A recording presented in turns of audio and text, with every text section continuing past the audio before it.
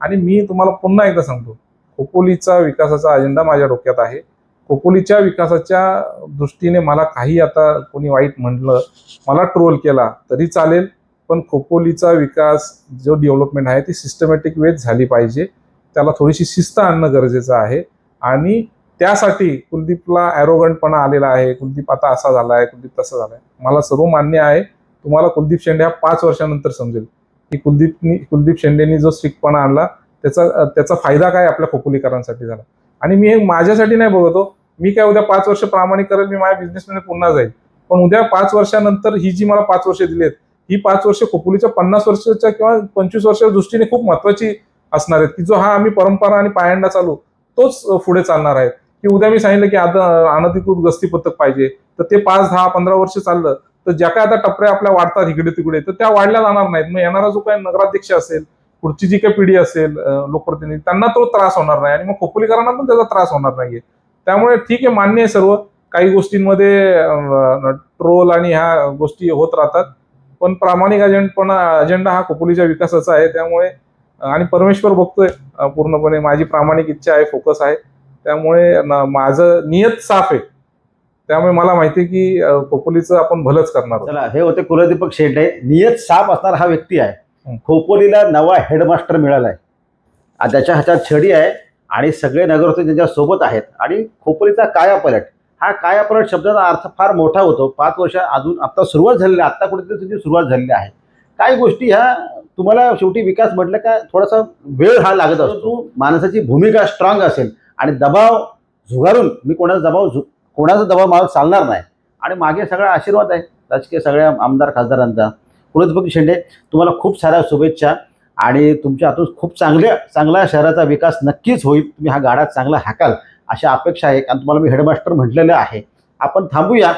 खोपोलीकरांनो, त्यांनी ही संपूर्ण इंटरव्ह्यू तुम्ही बघा, ऐका. त्यांच्या सगळ्या संकल्पना त्यांनी अगदी ह्या कळीचे जे आत्ताचे मुद्दे आहेत याच्यावर देखील कठोर सगळं भाष्य केलेलं आहे आणि सगळ्यांना बॅलन्स म्हटलेलं आहे.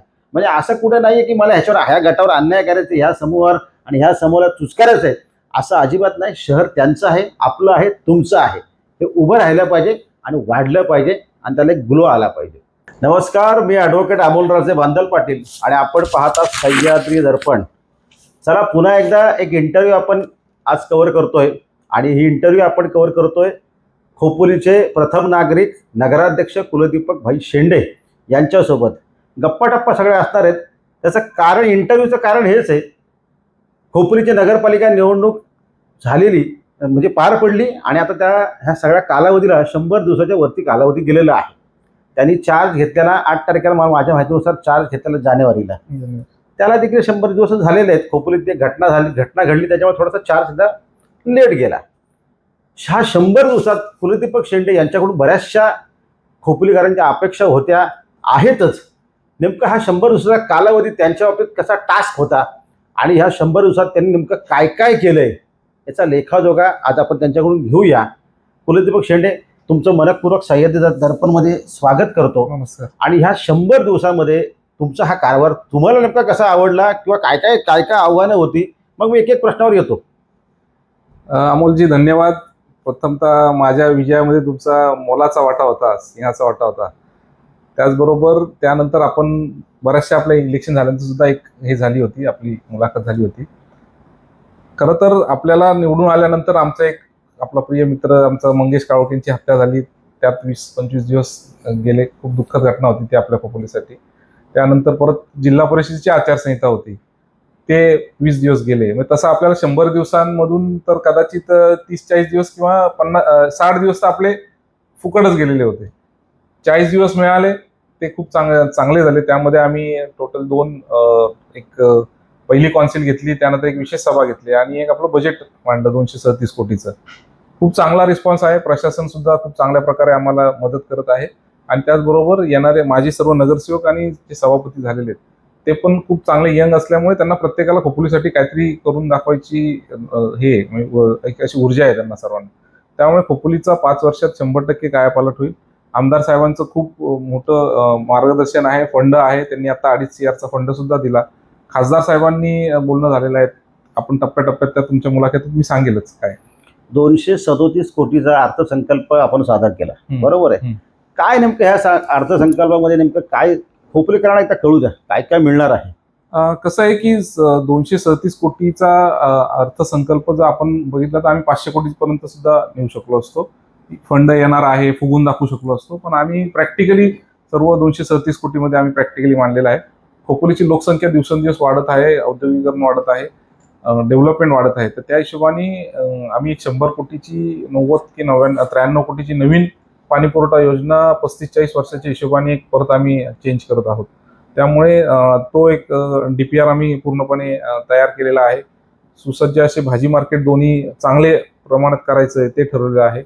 आपल्या खोपोली स्पोर्ट्ससाठी खूप चांगलं हे आहे, कॅपिटल मुलांमध्ये चांगला स्कोप आहे. तर त्यासाठी सुद्धा चांगल्या प्रकारचं एक स्टेडियम करायचं चाललेलं आहे. इंडोर स्विमिंग पूल असेल, इंडोर बॅडमिंटन कोर्ट असतील आणि त्याचबरोबर कला क्षेत्राच्या हिशोबाने नाट्यगृह असेल, कलाप्रेमींच्या हिशोबाने अजून काही करता येईल, अशा बऱ्याचशा गोष्टी आम्ही ठरवल्या आहेत. अपंगांच्या दृष्टीने आता आम्ही एक वाढ केलेली आहे 500 रुपयाची, ती जी 5-7 वर्ष झाली नव्हती, 700 रुपये झाली होती, त्यात आम्ही 500 करून 1200 केलेली आहे. अशा प्रत्येक घटकाला बरोबर घेऊन बाल बचत गटाच्या हिशोबाने सुद्धा आम्ही एक चांगल्या प्रकारचं नियोजन करतोय की ज्यांना प्लॅटफॉर्म मिळेल त्यांच्या वस्तू विकण्याचा. असं खूप चांगलं नियोजन आम्ही आमच्या ह्याच्यात टप्प्यात ठेवलेलं आहे. तुम्ही कारभार हातात घेतल्यानंतर काही कामं मला शहरात सुरू दिसतात. हं. विशेषतः भुयारी गटारचं काम पूर्वीपासून सुरू होतं आणि ते काम एक दिसतोय. अन्य काही अशी कामं विकासाची कामं आहेत की ती शहरात आता सुरू झालेली आहेत. अशी कुठली कुठली कामं आहेत की आता आपण वर्कआउट करतोय, मार्गी लागतील. बघा आता तुम्ही जर भानवज रोड कार्मेलच्या स्कूलची इथं जर आपण गार्डनच्या इथं गेलात तर तिथं एक चांगल्या प्रकारचं आपण गार्डन आमदार साहेबांनी आपल्याला त्या गार्डनला 2.5 कोटीचा निधी दिलेला आहे. ह्याचं आपलं एक नेहरू गार्डन आहे आणि तिथलं गार्डन आहे. तर तिथलं गार्डन एक आपण खूप छान टप्प्यात पहिलं बनवायला घेतोय. ते पार्कच मला वाटतं. पार्कच आहे, त्याला पार्क अजून आपण नाव दिलेलं नाहीये, ते त्यात चालू आहे. त्यानंतर दुसरी गोष्ट की भुयारी गटर योजनेचा लोकांना त्रास होतोय सध्या, पण आता चांगल्या गोष्टीसाठी थोडासा सहन करावा लागतात काही गोष्टी आपल्याला.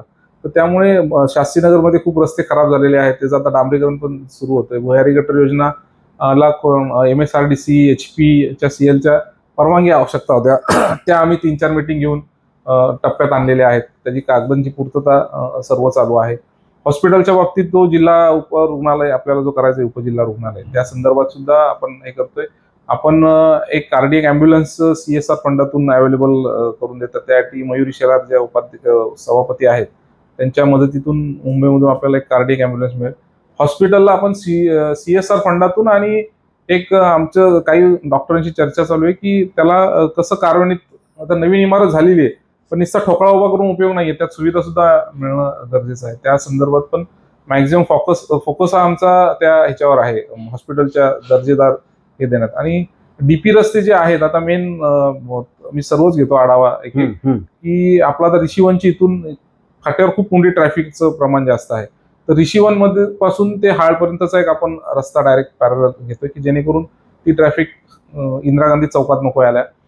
आमदार साहेबांनी एक महत्वपूर्ण मीटिंग MSRDC मध्ये घेतलेली आहे की त्या मीटिंगमध्ये स्ट्रिक्टली शिंदे साहेबांनी सुद्धा स्ट्रिक्ट सांगितलेलं आहे की इंदिरा गांधी चौकातून जो येतो आणि ट्रॅफिक होते तर तिथं कदाचित ओव्हरब्रिज येईल आणि अंडरपास एक होईल. तो जो साई रिव्हर किंवा मेजवानी हॉटेल जुना होता त्या तिथपर्यंत तो जाईल. खासदार साहेबांच्या माध्यमातून गडकरी साहेबांबरोबर बोलणं चालू आहे की NH4 आपलं वाइंडिंग फाट्यावर होणं गरजेचं आहे आणि व्यापारी सुद्धा तयार आहेत तिथला वाइंडिंग करण्याचं. त्यामुळे तिथं कुठल्याही प्रकारचं ओव्हरब्रिज होणार नाहीये फाट्यावर. शिवाजी महाराजांच्या पुतळ्याच्या समोरून आपल्याकडे जो खोपोली गावात येतो तो फक्त वाइंडिंग होईल की वाइंडिंग झालं तर तिथल्याच लोकांचा रोजगार हे पण वाढणार आहे, बिझनेस सुद्धा वाढणार आहे. असे भरपूर आहेत. स्टेडियमसाठी आमदार साहेब प्रयत्न करत आहेत, 20 करोड किंवा त्यापेक्षा जास्त. त्यानंतर 137 कोटीचा एक DPR तयार आहे, त्यासाठी फंडसाठी आमदार साहेब प्रयत्न करत आहेत की पूर्ण शहरातले रस्ते हे आपण कॉन्क्रिटीकरण करण्याच्या माध्यमातून आहोत. तो आम्ही स्टॉप केलाय तुर्ताच, कारण की आपलं भुयारी गटर योजना चालू आहे, थोडं सिस्टमॅटिक वे आपल्याला जायचं आहे. त्यामुळे असे भरपूर टप्पे आहेत. भाजी मार्केट सुद्धा आपल्याला खूप चांगल्या प्रकारचं एक नियोजन करायचं आहे. भुयारी गटारचा तुम्ही उल्लेख केला, खरं आहे की धुळीचा इतका सगळा त्रास होतो, परंतु त्रास व्यापाऱ्यांची भूमिका हीच आहे की एकदा होऊ द्या. विकास म्हटलं का सगळ्या गोष्टी थोडासा डिले सगळ्या गोष्टी होत असतात. परंतु आता आपण फक्त मधला पॅचवर्क करतोय की पूर्ण रस्ते करतोय का पुढच्या ह्याच्यात करतोय? नाही, कसं आहे की बघा भुयारी गटर योजनेच्या ह्याच्यामध्ये स्कोपमध्ये की जो त्यांनी खड्डे खणलेले आहेत मधोमध तेवढेच तो पॅचवर्क करणार आणि त्यानंतर त्याची टेस्टिंग आणि ती सर्व कार्यान्वित झाल्यानंतर आपण ते रस्ते करायला लागतील. किंवा जर कसं असतं की जे ते काम पॅचवर्क केलं आणि त्यानंतर टेस्टिंगमध्ये जर काय प्रॉब्लेम आला तर परत रस्ता खणायला लागेल, मग नवीन रस्ता आपण करायचा आणि परत तो खणायचा, तर ती पण टीका आमच्यावर होऊ शकतो. तर त्यामुळे सध्या फक्त पॅचवर्क होणार आहे ते आणि त्यानंतर मग आम्ही कॉन्क्रिटीकरणाला जाणार आहोत त्या रस्त्याला भुयारी गटार. आणि भुयारी गटाराच्या योजनेच्या ह्याच्यात काही सोकॉल्ड सोशल मीडियावर बरेचसे काही यांच्या लोकांचा गैरसमज निर्माण करून देत आहेत. तर माझी नागरिकांना विनंती आहे की ज्यांना प्रॉब्लेम आहे, ज्यांना असं वाटतं, शंका आहे ना, त्यांनी आमच्याकडे यावं. त्यांना कुठं शंका वाटते की इथं खराब काम झालेलं आहे, तिथं आपण त्यांना दाखवू शकतो की बाबा खरंच काम खराब झालेलं आहे. आणि जर खराब काम झालं असेल तर त्या ठेकेदारावर आपण दंडात्मक कारवाई करण्यास सुद्धा तयार आहोत. आणि आम्ही आता दंडात्मक कार्यवाही करण्यासाठी सुद्धा ठेकेदाराला नोटिसेस दिलेल्या आहेत की आम्हाला आता कामात कुठल्याही प्रकारची हलगर्जीपणा चालणार नाही. म्हणजे भुयारी गटार योजनेच्या बाबतीत मला वाटतं मला आम आदमी पार्टी किंवा तत्सम कुठल्या राजकीय पक्षांनी आक्षेप घेतले होते, काही नोंदवले होते. याच्यावर काय म्हणजे असं कुठलीच गोष्ट नाही, अत्यंत काम सुरळीत सुरू आहे, योग्य पद्धतीने सुरू आहे, कुठलाच भ्रष्टाचार नाही, असं काय का? बघा कसं आहे की 4 वर्ष प्रशासक काळ होता, काही टिपण्या आणि काही मंजुरी मिळणं आवश्यकता होता, त्या मिळालेल्या नाहीयेत MSRDC आणि HPCL कडून. प्रामुख्याने आम आदमी पार्टीच्या यांची मागणी होती की जुन्या जे काय ठेकेदाराला 400 दिवसाचा जो विलंब झाला त्याच्यावर तुम्ही त्याला दंड आकारा किंवा काय. पण कसं आहे की टेक्निकली अडचणी अशा आहेत की MSRDC आणि HPCL कडून परवानग्याच आपल्याला लवकर प्रमाणात मिळालेल्या नाहीयेत, त्यामुळे ते काम डिले झालेलं आहे. त्यांचं म्हणणं आहे की कामावर गुणवत्ता चांगली नाहीये, तो ठीक आहे, तो आम्ही मान्य केलं की जर नसेल तर आपण 100% त्याला दंडात्मक कारवाई करू. पण लेट झालंय म्हणून दंडात्मक कारवाई करता नाही ना, कारण की त्याला आपल्या टेक्निकलच शासनाच्याच उणिवा आहेत, तर त्या आपल्याला भरून आपल्याला काढायला लागतील. पण आम्ही आता त्यांच्यावर परवा जो रियाजभाई पठाण यांनी उपोषण केलेलं होतं, त्यांना एक आमच्या अंडरस्टँडिंग ठरलेलं आहे की तुम्हाला जिथे इथं प्रॉब्लेम आहे तिथं आपण जाऊ, वाटलं तर त्या ठेकेदारावर कारवाई करू पूर्णपणे, आणि तुम्हाला जसं पाहिजे तसं स्वच्छ कारभार करू. आपल्याला काय कुठलीही लप्पाछपी करायची नाहीये आणि भ्रष्टाचार तर त्यात अजिबातच करायचा नाहीये. कारण की कसं आहे की ही योजना खोपोलीच्या भविष्यासाठी खूप चांगली आहे, कारण की ती योजना जर झाली तर जास्तीत जास्त डेव्हलपमेंट आणि हे आपल्याकडे येणार आहेत, बिल्डर्स नवीन येतील. आपल्याकडे मुंबईचे बिल्डर्स आल्यानंतर पहिल्यांदा STP प्लांट आहे की नाही विचारत असतात. त्यामुळे खूप महत्वाचा भाग आहे तो खोपोलीच्या. आणि एक लक्षात घ्या, नागरिकांना मला विनंती आहे की पूर्ण महाराष्ट्रात असेल नाही तर देशात भुयारी गटर योजना ही फास्ट कधीच पूर्ण झालेली नाहीये. खूप टेक्निकली अडचणी असतात, कधीच ती योजना 2-3 वर्षात पूर्ण होत नाही, कदाचित त्याला 5 वर्ष सुद्धा लागतात.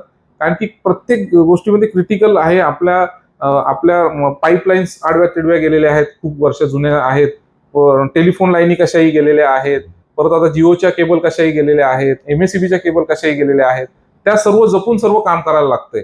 त्यामुळे असं नाहीये की प्लेन जागा आहे आणि आपण खणत सुटलो आणि टाकत सुटलो. कारण की रस्ता आपल्याला मेन न्यायचा आहे, लोकांच्या पाईपलाईन्स तुटत आहेत, सर्व आहे, त्यामुळे थोडंसं डिले होणार. माझी खोपोलीकरांना विनंती आहे की थोडे पेशन्स ठेवायला लागतील आपल्याला. आम्ही आमच्यावर विश्वास ठेवा, नगरपालिकेवर खूप चांगल्या प्रकारचं आम्ही तुम्हाला काम करून देऊ आणि भविष्यात अडचणी येत आहेत पण ते आम्ही पूर्ण करू.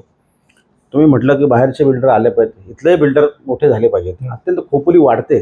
परंतु लवजीच्या त्या परिसराला, चिंचोलीच्या परिसराला आजही काही डिप्पी रस्ते किंवा भानवतच्या मागचा रस्ता असेल किंवा पलीकडचा तो अगदी राठोड्याच्या पलीकडचे, आता तरी कुठेतरी तुमच्या कार्यक्रमामध्ये ह्याच्यावर वर्कआउट होणार आहे का? ती हे रस्ते पूर्ण होणार आहेत का? काही तांत्रिक किंवा काही लिटिगेशनचे काही इश्यू असतात किंवा जमीन अधिग्रहणाचा इश्यू असू शकतो. आता हे पूर्ण झाले पाहिजेत का? असे बरेचसे प्लॉट्स आहेत, त्यांना किमती आल्या पाहिजेत, तिथेही देखील खोपोली वाढली पाहिजे आणि चान्स हाच आता स्कोप आहे. बरोबर. त्या माध्यमातून काय चाललंय की आम्ही बेसिक गोष्ट काय लक्षात देतोय की तुमचा मुद्दा बरोबर आहे, डेव्हलपमेंटच्या हिशोबाने रस्ते होणं गरजेचं आहे. आउटसाईडचे एरिया महत्वाचे पण वाढले पाहिजेत की जेणेकरून एकाच विकेंद्रीकरण न होता ते बाहेर जर रस्ते झाले तर तिथं डेव्हलपमेंट वाढू शकते. पण कधी कधी काय होतं की शहरातलेच रस्ते जर आपण चांगले नाही दिले आणि जिथं लोकवस्तीच नाही आणि तिथले जर आपण डेव्हलपमेंट करायला गेलो तर त्यात लोकांना शंका वाटू शकते. त्यामुळे आम्ही जास्त फोकस हा 1-2 वर्षाचा जिथे लोकसंख्या आहे, जिथे रस्ते नक्की खराब आहेत आणि तिथे लोकांना गरज आहे तर त्या ठिकाणी फोकस करतोय. आणि पुढचा DPR हा आम्ही 100% पुढच्या 2-3 वर्षामध्ये जे काही आउटस्कर्ट तुम्ही बोलताय की चिंचोलीच्या साईडवरून जे बाहेर खोपोली बायपास जे काही MMRDA ने प्लॅन करून आपल्याला दिलेला आहे तर त्याच्यावर आम्ही फोकस करणार आहोत. कारण की ते केले तर खोपोली अजून एक्सपांड होईल आणि मग ती आपली जी ट्रॅफिक आहे ती कमी होऊन बाहेर जाऊ शकते. असं आता मीडियमच्या स्कूलकडे जाणं डांबरी रस्ता तुम्ही आता केला, हो. अजून काही रस्ते आता होणार आहेत का खोपोलीत? कारण काही रस्ते गरजेचे आहेत तिथं भुयारी गटार योजना त्याच्या पलीकडचं बोलतो मी. कसं आहे की आता आम्ही एक टप्प्यात घेतोय, परंतु आम्हाला बजेट सुद्धा बघायला लागत आहे की आत्ताच आम्ही बॉडीमध्ये आलेलो आहोत. आमचे जे नगरसेवक आहेत त्यांची मूलभूत गरज त्यांच्या नागरिकांची काय आहे की कुठला गटर आहे, कुठला सभागृह आहे, त्याच्यावर फोकस करतोय. रस्त्याचं बजेट खूप मोठं होतं, त्यासाठी परत निधी लागतो. तर आमदार साहेबांशी बोलणं झालेलं आहे की आमदार साहेबांनी आम्हाला 100% सांगितलेलं आहे की खोपोलीकरांसाठी भरभरून निधी शिंदे साहेब स्वतः आणि खासदार साहेब देणार आहेत. त्यामुळे रस्ते होतील, पण थोडासा टप्प्याटप्प्याने होतील. सगळ्यात महत्वाचा एक मुद्दा खोपोलीत सध्या चर्चेला जातोय तो म्हणजे अतिक्रमणाचा विषय. आणि सगळ्यांच्या मागण्या होत्या, सगळ्यांमध्ये सगळ्यांनी तुमच्याकडे ती धमक होती. खोपोली शहरातलं जे इलिगल सगळं अनधिकृत अतिक्रमण हे निघालं पाहिजे. मोठ्या प्रमाणात अतिक्रमण आहे, याच्यावर काम करायचं तुम्हाला किती नेमकं काय काय दिव्य त्याच्यातून सगळं जावं लागतं याची कल्पना आम्हाला देखील आहे आणि बऱ्याचशा राजकारणाच्या मंडळींना देखील आहे. हे सगळं असताना देखील आपण एक चांगलं काम केलं आणि सगळे प्रशासनाने चांगलं काम केलं याचं कौतुक देखील खोपोलीकर नक्कीच करतात. परंतु त्याची दुसरी बाजू अशी आहे, गोरगरिबावर कुठेतरी अन्याय होतोय अशी देखील एक भावना आहे. ती याची सांगड नेमकी आपण कशा प्रकारे आगामी काळात देखील घालणार आहात. गरिबाचं पोट त्याच्यावरच आहे, परंतु शहराचं विद्रुपीकरण देखील व्हायला नाही पाहिजे. हे शहर देखील मुंबई पुण्याच्या धर्तीवर अगदी उभं राहिलं पाहिजे. आणि मग आपण कुठेतरी मोजमाप करता ह्या गोष्टी थोड्याफार 19-20 होऊ शकतात. परंतु कुलदीपक शेंडे यांच्याकडून बऱ्याचशा अपेक्षा आहेत, दोन्ही बाजूच्या अपेक्षा आहेत. विशेषतः मोठा वर्ग असा आहे की तो आज तुमचं कौतुक करतोय. कसं आहे साहेब की अनधिकृत बांधकाम हा अख्ख्या देशामध्ये महाराष्ट्रामध्ये कळीचा मुद्दा आहे आणि अनधिकृत बांधकामासाठी मताच्या राजकारणासाठी कोणच हात घालायला मागत नाही.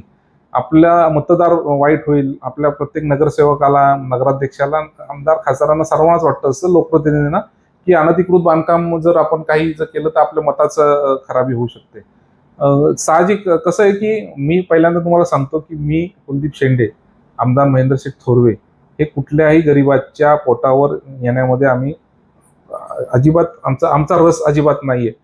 पण आम्हाला एक बॅलन्स करायला लागणार की आम्ही ज्या खुर्चीवर बसलेलो आहोत ती खुर्ची मला 1 लाख 1.25 लाख लोकांचं मी प्रतिनिधित्व करतोय तिथं, तर मला सर्वांचाच गोष्टीचा विचार करायला लागेल. जर मला 100-500 लोकांसाठी म्हणजे त्या लोकांच्या काही रोजंदारीवर जर प्रॉब्लेम येत असेल आणि त्याचा त्रास आमच्या खोपोलीतल्या शहरातल्या लोकांना होत असेल तर त्यांच्या रोजगाराचा आम्ही एक वेगळ्या प्रकारचा एक तिथं जे काय आता अतिक्रमण झालेलं आहे त्यांचं नियोजन करू. पण काय होतंय की खोपोलीमध्ये आपण येत असताना किंवा इमर्जन्सीचं काही झालं त्या भानवज रोडला किंवा काय झालं तर त्या पट्ट्यामध्ये तुम्ही जर बघितलं संध्याकाळी 6 ते 10 वाजेपर्यंत फुल रश असायची, लोकांना जायचा खूप त्रास होता. परत तुम्ही जर आपल्या मच्छी मार्केटच्या समोरचा जो एरिया आहे जिथं टपऱ्या पूर्णपणे लागल्या होत्या, तर आपल्या खोपोलीत कोण पाहुणा आला किंवा एखादा गेस्ट आला किंवा कोण आलं तर त्याला ते विद्रुपीकरण दिसत होतं. मला खरंच अशी इच्छा नाहीये की कोणाच्याही पोटावर पाय द्यायची, कोणाचा रोजगार चालला असेल त्याचं रोजगार बंद करावा. पण मला बॅलन्स करण्यासाठी कुठंतरी ह्याच्यात कडक कठोर निर्णय घ्यावे लागतात आम्हाला. आणि प्रशासनाने ह्यामध्ये खूप चांगली भूमिका मांडली की त्यामध्ये त्यांना सांगितलं होतं की बाबा आमचं ठरलं की बाबा खोपोलीच्या दृष्टीने स्वच्छ आणि सुंदर खोपोली ही फक्त आपल्याला पेपरवर आणि भिंतीवर दिसेल असं नाही ठेवायचं. आपण प्रॅक्टिकली उतरू. काही लोकांना आपण न्याय देऊ शकत नसेल तर कदाचित त्यांना 2 दिवस न्याय देऊ शकत नसेल, पण त्यांना नंतर त्यांचं आयुष्य भरायचं जर व्यवस्थित कल्याण करायचं असेल तर त्यांची पण व्यवस्था आपण करू, ही माझी प्रामुख्याने भूमिका आहे. ती ठेवूनच मी ती अतिक्रमण काढण्याचं हे केलेलं आहे की बाबा एखाद्याच्या रोजगारावर 10 दिवस 15 दिवस किंवा एखाद महिना त्याची उपासमारीची वेळ येऊ शकते, पण त्याच्यानंतर त्याची व्यवस्था सुद्धा चांगली करू. पण त्याचा असा अर्थ नाही होणार की जेवढे 100-200 आहेत त्यांची व्यवस्था करता येईल. मला जेवढे प्रॅक्टिकल जे जुनी लोक आहेत 15 वर्षापासून 10 वर्षापासून त्यांचीच व्यवस्था आम्ही करू शकतो. नाहीतर मग 1-2 वर्षाचे आता काही टपरी धारक आहेत किंवा काय त्यांची व्यवस्था आम्ही नाही करू शकत. नाहीतर मग खोपोली परत पुन्हा बकाळ व्हायला सुरुवात होईल की मग लोकांना मेसेज असं जाईल की आपण कुठेही टपरी लावा, लोक नगरपालिका 2-3 वर्षांनी तोडते आणि मग परत आमची व्यवस्था पण करते. हा पण आम्हाला मेसेज द्यायचा नाहीये. आणि मी 5 वर्षात खूप स्ट्रिक्ट राहणार आहे की मी कदाचित माझा मेसेज विरोधक त्याचा मॅनिप्युलेट करतील किंवा काही करतील, पण चांगल्या खोपोलीसाठी मला वाईटपणा घ्यायला लागला तरी चालेल, परंतु एक बॅलन्स विकास आम्ही करणार आहोत. गोरगरिबाच्या ह्याच्यावर सुद्धा रोजगार सुद्धा येणार नाही, पण एक कडक शिस्त थोडीशी अतिक्रमणा बाबतीत राहायला पाहिजे की जेणेकरून सामान्य नागरिकांना तुमच्या 10-20 लोकांसाठी आम्ही 2-3 हजार किंवा 20,000 लोकांना प्रॉब्लेम मध्ये नाही टाकू शकत असे. त्यामुळे माझी सुद्धा नागरिकांना विनंती आहे की अतिक्रमणाच्या बाबतीत तुम्ही ऑफिशियल परवानगी घ्या. आम्ही आता काही स्टॉल सुद्धा काढतोय, काही निविदा काढणार आहोत की जिथे लोकांना रोजगार सुरू होईल. असं नाही की आम्हाला काहीच स्वच्छ पाहिजे म्हणून लोकांच्या रोजगारावर पण आपल्याला पोटावर पाय आणायचं आहे. त्याची सुद्धा व्यवस्था करू, पण थोडेसे पेशन्स ठेवा. आमच्या प्रशासनावर असेल, मुख्याधिकारी साहेब असतील, मी असेल, आमचं उपाध्यक्ष असतील, नगरसेवकांना विश्वास ठेवा. आम्ही एक थोडंसं व्यवस्थित प्लॅनिंगमध्ये चाललेलो आहोत. कदाचित काही आता सोशल मीडियावर मला खूप ट्रोल केलं हो जातंय हो किंवा खूप वाईट वाईट बोललं जातंय, पण मी ठरवलेलं आहे की 5 वर्ष प्रामाणिक काम करायचं खोपोलीसाठी. त्यासाठी मला कितीही ट्रोल केलं, कितीही नावं ठेवली तरी चालेल, पण हा कुलदीप शेंडे तुम्हाला 5 वर्षांनंतर समजेल की विकास हा कुलदीप शेंडे म्हणजे नगर अध्यक्ष म्हणून एक चांगला होऊन गेला, की त्यांच्या कार्यकाळात एक चांगलं काम हे झालेलं. ट्रोल करणारे कोण आहेत? त्यांना काय तुम्ही मेसेज द्या? तुम्ही बरंचसं सांगितलेलं आहे, हम्म. त्यांनी पण कोणीतरी समजून घेतलं पाहिजे ना. आता कसं आहे की त्यांनी एक भूमिका मांडलेली आहे की ट्रोल करण्याने ट्रोल असतील किंवा काय, कसं आहे की प्रत्येकाचं असं असतं की मलाच कोण नेता आवडत नसतो. तसंच माझे जे कोणी विरोधी असेल त्यांना मी कदाचित आवडत नसेल, मी त्यांचं वाईट पण नसेल केलं असेल, पण त्यांची माझ्या पक्षाबद्दल भूमिका किंवा काय, त्यांना ते काही गोष्टी नसेल पडत म्हणून मला ट्रोल करत असतील. आणि काही काहींचं कधी कधी कधी काय असतं की आता सध्याच्या व्हॉट्सअप युनिव्हर्सिटीमध्ये काही सोकॉल्ड सोशल मीडियावर नेते तयार झालेले आहेत की त्यांना असं दाखवायचं आहे की तेच जनतेचे हे आहेत पूर्णपणे पालनकर्ता आहेत किंवा. पण त्यांना एक लक्षात यायला पाहिजे की तुम्हाला एक प्लॅटफॉर्म लोकशाहीने दिलेला असतो, तो तुम्ही इलेक्शनमध्ये उभं राहा, तुम्हाला लोकांनी निवडून द्या आणि मग तुम्ही तुमचं मत मांडायला तिथं या. तुम्हाला जर लोकांनी नाकारलं असेल किंवा तुम्ही उगच नसेल राहिलं तर त्यांच्या उगच मत तिथं तो लोकप्रतिनिधी असतो की तो ठरवू शकतो की तिथल्या लोकांच्या गरजा काय आहेत त्या. तुम्ही ठरवू शकत नाहीत की बाबा काय गरजा आहेत त्या माध्यमातून तिथं आता जी ट्रॅफिक होत होती, तिथल्या लोकांचा त्रास होता सर्व, तर त्या सुद्धा बघणं गरजेचं आहे ना. की जर तुम्ही मुठभर एक 10-15 लोकांच्या टपरीसाठी किंवा 10-20 लोकांच्या टपरीसाठी पूर्णपणे तिथं कुटुंब चालत असेल समजा 50-100, त्या 100 लोकांसाठी तुम्ही तेवढ्या एरियामध्ये 10-20 हजार पब्लिक राहते, त्यांना तुम्ही वेटीस जाणार का, याचा पण विचार करा. पण मी विचार करतो ह्या गोष्टी होत राहणार. ह्या 100 लोकांची जे पण नेते मंडळी असतील किंवा काय असतील तर त्या ट्रोल करत राहणार. आणि मी त्याला सक्षम आहे, मी पेशन्स पाळणारा खूप माणूस आहे. आणि मी राजकारणात एक ठेवतो की राजकारणात जर आपण आलेलो आहे तर शिव्या खायची पण आपण कॅपॅसिटी ठेवली पाहिजे. आता ज्या ठिकाणून अतिक्रमण तुम्ही काढलेले आहेत, म्हणजे बसस्टँड असेल, पाटणचा चौक असेल, तो परिसर किंवा इतर ठिकाणी सगळे काढलेले आहेत, पुढचा टप्पा होणार आहे का? पुढचा पार्ट एक होणार आहे का? आणि जे काढलेलं आहे तिथं पुन्हा टपऱ्या होऊ घातल्या तर? बघा मी वाईट आम्ही खूप खोपोलीकरांना थोडासा वाईट अनुभव आहे म्हणून नाही, तुम्ही त्यासाठी आम्ही एक प्लॅन पण तयार केलेला आहे की अतिक्रमण होऊन जातं, त्यानंतर परत टपऱ्या लागल्या जातात. पण आम्ही एक गस्ती पथक ऑलरेडी तयार केलेलं आहे. त्यात पोलीस असतील, डंपर असेल, ट्रॅक्टर असेल आणि आमचं एक फिरती गस्ती पथक असणार आहे की दिसलं तर उचला. म्हणजे जी नवी मुंबई आणि इकडे असते ती कसं आहे की बघा लोकांना आता मेसेज हा कदाचित चांगला जाईल का वाईट जाईल हे लोकांना 3 वर्षांनी किंवा 5 वर्षांनी समजेल की कुलदीप शेंडेंनी किंवा ह्या बॉडीने आलेली शिस्त ही चांगली होती का वाईट होती. आपण थोडीशी आत्ता शिस्त लावली ना तर येणाऱ्या नवीन टपऱ्या आहेत ना ते येणं बंद होऊन जाईल. मी कोणाच्याच रोजगारावर हे नाहीये, पण आपल्या शहराला थोडीशी शिस्त लागण्याची पण गरज आहे. आपल्या इथं आता काही मुद्दे मला त्या बसेसचे सुद्धा येत आहेत, तुम्ही बोललेले म्हणजे आहात. खालापूर तालुक्यात ज्या इंडस्ट्री हा. आहेत त्यांच्या सगळ्या बसेस आपल्या नगरपालिकेच्या लक्ष्मीनगर असेल, काटरंग असेल, भानवड असेल, ह्या आपल्या रस्त्यांवर फिरतात. या ठिकाणी मोठा अपघात वगैरे होण्याची दाट शक्यता आहे. मग असं काय झालं याची वाट बघतो का आपण? तर त्याच्यावर निर्बंध येण्याची नागरिकांची मागणी आहे. बेसिसचं काम चालू आहे त्यांचं. PI साहेबांशी, हिरे साहेबांशी पॉझिटिव्ह बोलणं झालेलं आहे. त्यांनी सुद्धा सांगितले की काही लोकांवर त्यांनी कारवाई सुद्धा केलेली आहे. पण काही लोक जर मानत नसतील तर त्यांच्या कंपन्यांना लेटर पाठवून त्यांना सांगण्यात येणार आहे. नाहीतर मग त्यांना सांगणार आहे की तुमची आम्ही खोपोलीमध्येच पहिल्याच फाट्यावर किंवा इथंच गाड्या आणून ठेवू, की मग तुम्हाला जो काय तुमच्या कामगारांना त्रास व्हायचा तो तुम्ही सहन करून घ्या. त्यांनी ऍक्च्युली कुठेतरी एकच स्टॉप ठेवायला पाहिजे किंवा आम्ही त्यांच्याशी मिटिंग घेऊन एक स्टॉप देणार त्यांना की तिथंच तुमचे उभे करा आणि जे काय कामगार आहेत ते तिथूनच येऊन जातात. कारण की प्रत्येक ठिकाणी मी आता बघतोय लक्ष्मीनगरला पण बऱ्याच ठिकाणी गाड्या उभ्या असतात, लोकांना त्रास होतोय, उद्या एखादा अपघात होऊ शकतो. मोठ्या गाड्या आहेत, लहान मुलं सायकल चालवत असतात, आपण आपल्या लहान मुलांना बाहेर पाठवू शकत नाही मग त्या ह्याच्यामुळे. त्यामुळे त्या सुद्धा आम्ही एक ह्या 15 दिवसात मिटिंग घेऊन त्याच्यावर सुद्धा एक योग्य मार्ग काढू. अतिक्रमणा बाबतीत मी लोकांना परत गोरगरिबांना मला पण मतं दिलेली आहेत त्या लोकांनी. मला त्या लोकांना एकच विनंती करायची की आता याच्या पुढचं अतिक्रमण कुठल्याही टपरी लावत असताना तुम्हाला नगरपालिकेची परवानगी घ्या. जी जागा नगरपालिका देईल तिथंच तुम्ही करा. आणि एक प्रॉब्लेम असा होतो की आपण आमच्या प्रशासनाकडून कदाचित दिरंगाई होते त्या टपऱ्या हटवायला. 5 वर्ष लागतात, 10 वर्ष लागतात, 15 वर्ष लागतात. मग तिथं हक्क तयार होतो त्या लोकांचा. मग ते हक्क तयार झाल्यानंतर त्या लोकांना वाटतं की ही जागा आमचीच आहे. तर त्या गोष्टी सुद्धा गैरसमज काढून घ्या. आपल्याला शिस्त एक लावणं गरजेचं आहे. शहराला आपण काय करतो, आपण बाहेर गेलो ना तर आपल्याला वाटतं की अरे असं आपलं शहर पाहिजे. आपण बाहेर कदाचित आपण आता बाहेर आउट ऑफ इंडिया फिरायला जातो, गोव्याला जातो, इंदोरला जातो, तर असं वाटतं अरे असं आपली इथं का नाही करत. पण आपणच शिस्त नाही पाळली, आपल्यापासून सुरुवात नाही केली, तर आपण दुसऱ्यावर कसं काय बोट ठेवू शकतो. आणि इंदोरला पण कोणीतरी चांगलं काहीतरी केलं असेल किंवा बारामती दादानी चांगली असेल तर कुठंतरी वाईटपणा त्यांनी घेतला असेल. हो हो. ठाणा पण आता मध्ये वाढला 10, 15, 20 वर्षापूर्वी, नाहीतर ठीक आहे. तर तिथं कोणीतरी वाईटपणा घेतला असेल, तेव्हा ते तुम्हाला आता 10, 15 वर्षांनी चांगलं दिसतंय. त्यामुळे खोपोलीसाठी वाईटपणा घ्यायला कुलदीप शेंडे तयार आहे पूर्णपणे. आपण खोपोलीचं डेव्हलपमेंट आमची नगरपालिका प्रशासन खूप चांगल्या प्रकारे करू शकतो. त्या त्रुटी पण राहू शकतात. तर तुम्ही आम्हाला सांगा त्रुटी काय, ते आम्ही बदलू. आम्हाला काही स्वप्न नाही पडणार की आम्ही एक जादूची गांडी फिरवली आणि एकदम चकाचक केलं. त्यात 10-20% त्रुटी राहू शकतात. तोच त्रुटीचा मुद्दा आमच्या ट्रोलवर येतो. तो पण ठीक आहे, आता चालायचं. आता राजकारणात तर सार्वजनिक क्षेत्रात आलोय तर ह्या गोष्टी पण सहन करायची ताकद आम्ही ठेवलेली आहे आता. या सगळ्या गोष्टी आणि विकास करत असताना खोपोलीचा कारभार गाडा हाकलत असताना हं. सगळ्या निवडणुका पार पडल्यात, पण सगळ्या नगरसेवकांचं सहकार्य मिळतं ना?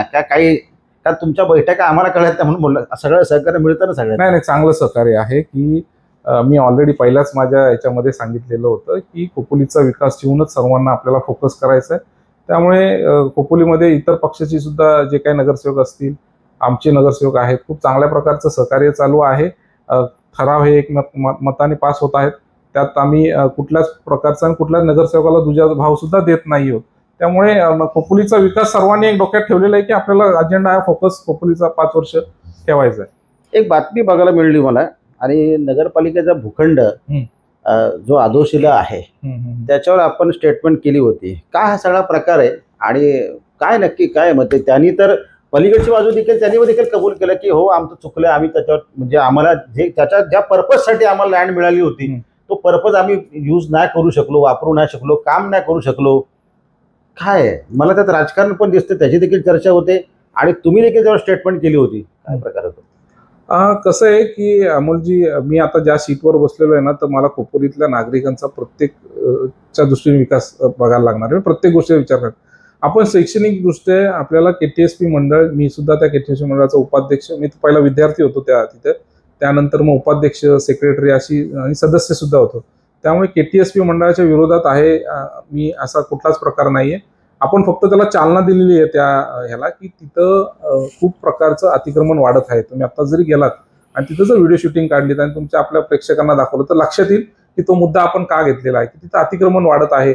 30 वर्ष जागा आपण केटीएसपीला दिलेली आहे. 30 वर्षामध्ये केटीएसपीनी कुठल्याच प्रकारची त्यामध्ये अजून पूर्तता कागदाची केलेली नाहीये.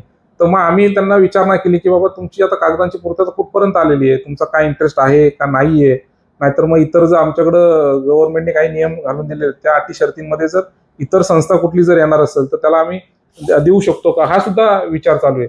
तर केटीएसपीच्या कडून एक निगेटिव्ह प्रकारचं एक आम्हाला उत्तर आलं. त्या संदर्भात मी त्यांच्याशी चर्चा केली. मग ते बोलले की थोडंसं गैरसमज झाला आणि त्यातून काही गोष्टी झाल्या असतील. पण आम्ही त्यांना सांगितलेलं आहे की आता 30 वर्ष झाली ती झाली.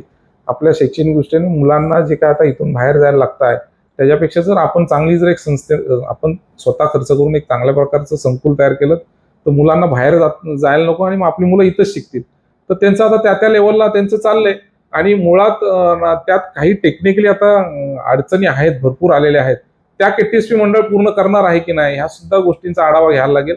आता अजून 300 वर्ष सुद्धा ती तशीच जागा राहिली तर त्याला काही गोष्टी त्याला काहीच अर्थ राहणार नाही असं. त्यामुळे ह्यात अजिबात राजकारण नाहीये. अजेंडा हा फक्त आपल्या इथल्या विद्यार्थ्यांचा एक चांगलं भलं व्हावं त्यासाठीच आपण तो मुद्दा घेतलेला होता. त्यात मला कुठलाही इंटरेस्ट नाहीये. माझ्या संस्थेला कुठली तिथली जागा नकोय आणि मी ती घेऊ पण शकत नाहीये, कारण की त्या पूर्तता खूप मोठ्या आहेत त्याला खूप मोठी संस्थाच त्या ह्याच्यामध्ये जाऊ शकते. आणि केटीएसपी खूप मोठी चांगली संस्था आहे. त्यांनी जर आता शासनाकडं त्यांच्या पूर्णपणे त्यांनी जर पाठपुरावा केला तर मला वाटतं त्यांनी 1-2 वर्षात पण त्यांचं काम होऊ शकतं. दुसरं एक असं शेवटचा की नगरपालिकेचा कारभार हा स्वच्छ कारभार, पारदर्शक कारभार व्हायला पाहिजे आणि तो होईल तुमच्या कार्यकाळामध्ये. परंतु आणखीन एक बातमी मधल्या काळात अशी आली होती की तो प्रीमियम काही 4 बिल्डर होते आणि त्यांच्या तो तो एक प्रकार सगळा आला होता. ते सगळं चव्हाट्यावर आलं होतं. ते पैसेच हे नगरपालिकेच्या तिजोरीमध्ये पैसे जमाच झाले नाहीत, परंतु याच्यामध्ये खोट्या पावत्या होत्या किंवा तथागत हे सगळ्या पावत्या आल्या तरी कुठून? म्हणजे काय सगळं चाललंय. आणि नेमकं तुमच्या काळातला विषय नाहीये तो, मागचा विषय, पण तो उघडकीस आत्ता आलाय आणि त्याच्यावर अगदी सिओनचं पत्र आहे पोलिसांना की त्याच्यावर गुन्हे दाखल करा. काय कसं आहे की ह्यात मी मुख्याधिकाऱ्यांना धन्यवाद देतो की पंकज पाटील साहेब मुख्याधिकाऱ्यांनी ही गोष्ट बाहेर आणली. नगरपालिकेचा जो तोटा झाला आणि जो काय तिथे जो काय प्रॉब्लेम झाला किंवा जो काही तिथं काही गोष्टीमध्ये भ्रष्टाचार झाला की पावत्यांमध्ये, तर त्यांनी तो बाहेर आणला. त्यामुळे मग असं आपल्याला बोलता नाही येणार की प्रशासनामध्ये काही गडबडी, त्यातल्या काही उणिवा असू शकतात किंवा खालचं प्रशासन. आम्ही ती टेक्निकल मुद्दा राहील तो, म्हणजे टेक्निकल पेक्षा तो जो काही पोलिसांचा हे राहणार आहे की तपासाचा मुद्दा राहणार आहे की त्यात कोण नेमकं दोषी आहे. एकंदर काय झालेलं आहे की काही 4 जे काही बिल्डर आहेत त्यांनी पैशाचा भरणा केला रोकडमध्ये. त्यांना पावत्या ज्या मिळालेल्या आहेत त्या ओरिजिनल पावत्या मिळालेल्या आहेत. त्रयस्थ व्यक्ती त्यांचं म्हणणं आहे की त्यांनी त्रयस्थ व्यक्तीकडे पैसे दिले होते, मग त्यांनी आम्हाला पावती आणून दिली, मग आम्हाला वाटलं की त्या पावत्याच आहेत. पण आम्ही त्या हिशोबाने आमच्या जर नगरपालिकेमध्ये भरणाच झालेला नाहीये तर दोषी हा बिल्डरच होऊ शकतो. त्यामुळे मुख्याधिकाऱ्यांनी पत्र दिलं की यांच्यावर FIR करा किंवा याचा पूर्णपणे तपास करा. तपास चालू आहे, ह्याचा सुद्धा तपास चालू आहे आपला ह्याच्या बाबतीत. आपल्या आता ज्यात FIR काही बिल्डरांनी वेगळी FIR केलेली आहे की त्यांच्या कुठल्या तरी त्रियस्थ माणसाकडून फसवणूक झाली असं त्यांचं म्हणणं आहे, किंवा मग नगरपालिकेचा कोणतरी कर्मचारी त्यात आहे का, ह्या सुद्धा सर्व आम्ही गोष्टी चेक करतोय. आणि आम्ही हिरे साहेबांनी एक प्रास्ताविक व्यवस्थित ड्राफ्ट मागितला होता की नेमक्या आमची सिस्टम कशी असते, काय असते, की त्यांना त्या अनुषंगाने त्यांना सुद्धा FIR नोंदवायचा आहे. तर कदाचित ह्या आठवड्यामध्ये संबंधित व्यक्तींवर FIR दाखल होतील. आम्ही त्या बिल्डरांच्या NOC कॅन्सल केलेल्या आहेत तुर्तास, की जेणेकरून जो काही नुकसान खोपोलीचं नगरपालिकेत झालेलं आहे तो भरणा झाल्यानंतर तो योग्य तो निर्णय शासनाकडे पाठवून शासन निर्णय घेईल की त्यांना पुन्हा परवानगी द्यायची किंवा अजून काय करायचं. अगदी कुलदीपजी, तुम्ही तुमचा कारभार हा अनेकांना आवडतो, परंतु मग काही एक खोटा नरेटिव्ह म्हणा किंवा काही लोक असे आहेत की कुलदीप शेंडे आम्ही सांगत होतो ना की बघा असं होईल तसं होईल, मग तो बरा होता हा बरा होता, आता त्यांना कुठेतरी ऍटिट्यूड आलेला आहे. आणि अशी एक विरोधकांकडून बघा तुमच्या समर्थकाकडून पक्षाकडून तुम्ही चांगलाच कारभार करताय, अशी देखील त्यांच्याकडून ती सुप्त जाहीर बोलत नाही, परंतु कुठेतरी ह्या सगळ्या चर्चा करतात. बघा आम्ही सांगत होतो ना की त्यांना ऍटिट्यूड आहे, ते असेच आहेत, ते तसेच आहेत, म्हणजे आजही ती सुप्त मोहीम सुरू आहे. बघा आता काय सांगू का, इलेक्शन होऊन गेलेलं आहे, लोकांनी जो मॅन्डेट दिलेला आहे तो विरोधकांनी मान्य करणं गरजेचं आहे. मला जे काय खोपोलीकरांनी नगराध्यक्ष म्हणून बसवलेलं आहे तर त्यांनी का बसवलेलं आहे ते खोपोलीकरांना माहिती आहे. आणि आता कसं होणार की मी तुम्हाला सांगितलं की सार्वजनिक क्षेत्रामध्ये असताना आता माझी सीट अशी आहे की मी ह्या 15 वर्षामध्ये त्या मेन सीटवर नव्हतो, त्यामुळे सर्व चालत होतं, गोड बोलणं चालत होतं, सर्वांशी मन जपणं सर्व चालू होतं सर्व. आता पण माझी आता शीटच अशी आहे की मला कुठेतरी एक निर्णय घ्यायला परिस्थितीवर यावं लागतं. मग ती येत असताना मग कोणाचं तरी वाईट होणार. म्हणजे आपण देवाकडे जरी मागितलं, समजा ह्याला रेसमध्ये जर 4 जण पळतायत तर देव एकालाच हे करतो, तर मग त्यातले 3 जण नाराज होत असतात. तर अशा आता माझ्या प्रॅक्टिकल जीवनामध्ये असे आहेत की मी एकालाच न्याय देऊ शकतो, त्यामुळे जे काही ज्यांना मी न्याय देऊ शकत नाही तर ते माझ्या नावाने बोमच मारणार आहेत. आणि मी तुम्हाला पुन्हा एकदा सांगतो, खोपोलीचा विकासाचा अजेंडा माझ्या डोक्यात आहे. खोपोलीच्या विकासाच्या दृष्टीने मला काही आता कोणी वाईट म्हणलं, मला ट्रोल केला तरी चालेल, पण खोपोलीचा विकास जो डेव्हलपमेंट आहे ती सिस्टमॅटिक वेज झाली पाहिजे. त्याला थोडीशी शिस्त आणणं गरजेचं आहे. आणि त्यासाठी कुलदीपला ॲरोगंटपणा आलेला आहे, कुलदीप आता असा झाला आहे, कुलदीप तसा झालाय. मला सर्व मान्य आहे. तुम्हाला कुलदीप शेंडे हा 5 वर्षानंतर समजेल की कुलदीप शेंडेंनी जो स्ट्रिक्टपणा आणला त्याचा फायदा काय आपल्या खोपोलीकरांसाठी झाला.